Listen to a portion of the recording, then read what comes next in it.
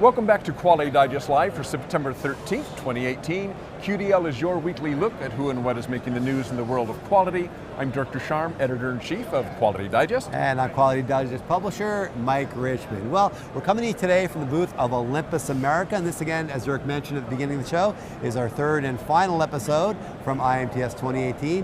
Later in the show, Dirk's going to be sharing a really interesting tech corner with you on the Lex OLS 5000. 3D laser confocal microscope, yes? That's right. Guangnong Meng is going to tell us all about it. Tell us all about that, so stay tuned for that tech corner. But first, we're going to have a little word about marketing and the customer journey here from IMTS. So, Dirk, let me ask you a question about IMTS and trade shows in general. Why do you think an attendee, a user, somebody looking for a solution, comes to a show like IMTS? Oh, well, they get a free day off work. Somebody's to get an expense account. there you go. That's one really good reason. Yeah. You know, I think a lot of times it's hands-on. I mean, to be honest, we've talked about this in the past.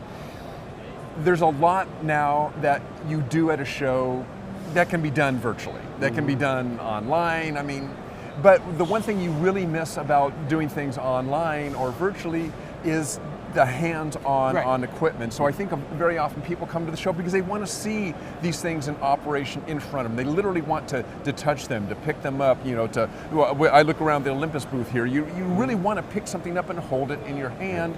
You can see the specs online, you can see pictures of it online, but I think they're missing part of the experience, and they want that before they spend a lot of money on equipment. And I think that's exactly right. I think that's a key reason, one key reason why people come to the show. But I think there is another reason, and there's maybe a couple of other reasons. But one of them is, are you ready? I'm ready. To hear stories. Tell me a story. Like case study. Okay. Somewhat, and yeah, case study is part of that. But I'm talking about a story, and I mean a story, a narrative, an emotional response. I had a woman come by our booth. You mentioned this the other day on the show. You had a person come by the booth. We had a lot of people come by the booth. But you had a guy come by the booth that you had a conversation with about consulting and what he does. Sure. I had a woman come by the booth the other day, and on her badge it said her position was Chief Storyteller. That was her job. Her job was Chief Storyteller for her company, right? And if you think about that, you think about stories, what does that conjure? It conjures this emotional connection with something. So I would argue that many people that are here, and many of the people that are here in booths, vendors that are trying to sell, need to tell stories. They need to understand that a customer is a person who's on a journey. They're having an experience. In this case, it's a technical experience. It's a business experience with a product or a service, and they need to feel a connection to it. They need to understand why it exists in their life. And again, we talked the other day, again, about an article from Jesse Lynn Stoner about why you're in business, what you're in business for. And it's about going that level up. It's not just you're providing, in this case, a microscope. What's the need you're addressing within that person's organization? What's the emotional reason why they need that, or the business case for it? That's a story, that's a narrative. And I would argue that people are coming here, to touch this stuff, see the people, understand what it is, but also to feel an emotional connection with the companies that are here. That's what we're trying to do at Quality Digest as well, is transition into more of a narrative storytelling media company that brings solutions to our people that read us. So when she says that she's a storyteller, what does she mean by that? What she means is that she takes, in this case, she was a vendor, and she's talking to people who are here as well. She's talking to attendees. So what she means by that is she tries to understand what that customer's journey is, and she communicates that in the form of what, in this case she was in an energy company, what their company does, how they would help solve a problem that that customer is having in a way, and it's a story. Again, it's a narrative. It's not just, well, here's what we do. We sell here's lighting. Our products, here's the specs. We sell lighting, and here's the specs. But it's about, what's the issues that you're having? Tell me about what's going on in your facility right now. Tell me about the problems that you're having. Tell us about how we can maybe save you money, make your process a little more efficient. Let me tell you about what we do, what our story is, and how it connects with what your story is as well.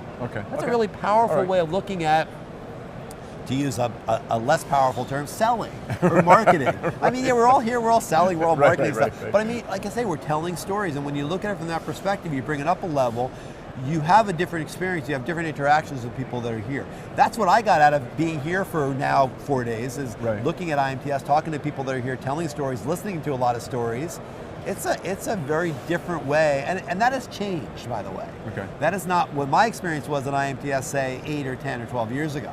I find now that people now understand that better. Right. I think the people that are here in the booths and the people that are walking around. Well, I know you're going to touch on this, but this actually, oddly enough, ties into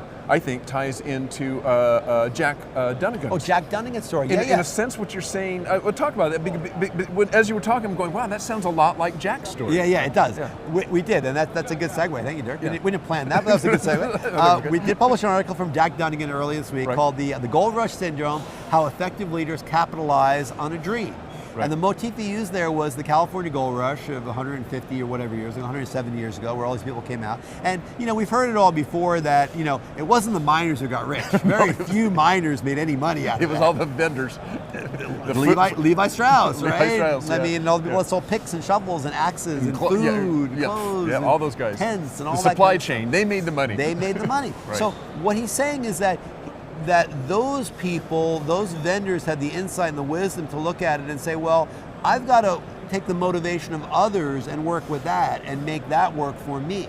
In other words, it's kind of an alchemy of motivation, of intrinsic motivation. Like they were intrinsically motivated to do what? The miners, to make all this money, right? Get all this gold out of the hills. Right. But they had more reasons for it than just money. It was what it represented to them. Security or status, prestige, or whatever it was. But the vendors, the people that sold them that stuff, took advantage of that, and utilized that in their own way to make their own fortune. So his jumping off point was this idea that for your organizations, you want to channel that motivation of your workers, your coworkers, and find a way to make that work for your organization. That's what I got out of that story. Well, it was odd because the story actually started off with him telling a family story about. No, he started off with the Gold Rush, then he told the family story. He told the family story. Right. So the family story was just a couple different families getting together. The kids are playing a board game, and board games get competitive and they're shouting and stuff, but there's always still a lot of fun, right? And then one of the adults thought it'd be more fun if we put a monetary thing to it. So one of the adults put a $10 bill or something in the chandelier and said, okay, whoever wins the game wins this $10. And he said the whole nature of the game changed. Then it wasn't fun anymore because now it was like, rather than playing and having just this competitiveness, now it's like, oh no, we're going to get this extrinsic reward if we win. And Dunnigan's point was like sometimes what you need to do is forget about that external reward that you both want to grab and instead are looking for what about this event, the Gold Rush maybe, or playing a board game, makes it fun. What is about it that we're both drawn to? So with a game, it might be just the game. It's fun. We're going to have fun with it, and that is what makes us come together and work to enjoy, let's say, the game. And I think you can apply that to a broader sense too. Where does my value or interest as a vendor overlap with what you want to do as somebody that we're going to sell to, other than just me make money from you? Right, and that's right. I mean, it's a complex idea. This idea that you're going to try to weave through what people want to do and should be doing for themselves, and how do you motivate them to understand what that is intrinsically. I mean, I can say it's complicated because it's an extrinsic way to achieve intrinsic motivation, right? Because I mean, he's talking about the perspective of being a leader and motivating your team or your employees, whatever it may be. So yes, money is one way. It really isn't the most effective way. You want to try to find what it is within that job that intrinsically motivates those people to do their best work. And I just thought of a good example. We were talking. I was talking to a salesperson, a young guy, one of the booths, one of our customers, and he said what gets him excited is he knows that their product is helping manufacturing. The product they make helps manufacturing. And he says, I get excited when I see people using our product to make their job easier so that they can make parts and make money and contribute to the American economy. He says I'm really excited that our product is part of that. Well, he's still selling it. He still wants to sell those parts. It's still making him money, but now he's tied in with the vision of that company as well. Now they've got this thing in common other than just, I got something to sell you. It's like, I'm invested in what you're doing. Well, I mean, IMTS, again, if you've never been to IMTS, this is the kind of thing that you're going to get out of the show. You're going to have these interactions where you're going to learn a lot, not just about products and services, but about stories and narratives and motivation, all these kind of things. It's a business show. It's a lot of good stuff happening here. So.